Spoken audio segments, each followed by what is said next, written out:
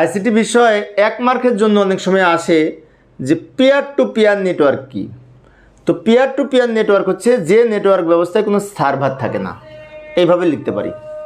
এই যে লক্ষ্য করি, চিত্র আকারে দেখাই দিলাম, যে নেটওয়ার্ক ব্যবস্থায় কোনো নির্দিষ্ট সার্ভার থাকে না।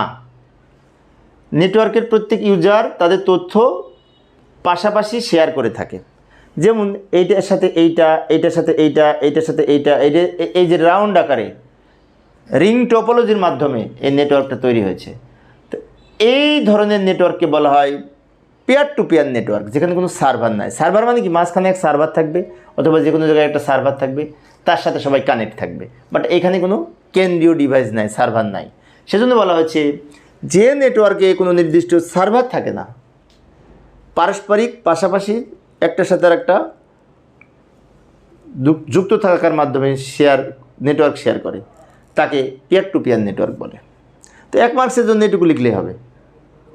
আর এই অধ্যায় সৃজনশীল প্রশ্নের প্লেলিস্ট ভিডিও ডিসক্রিপশনে দেওয়া আছে, ওখান থেকে তোমরা দেখে নিও। ধন্যবাদ সবাইকে।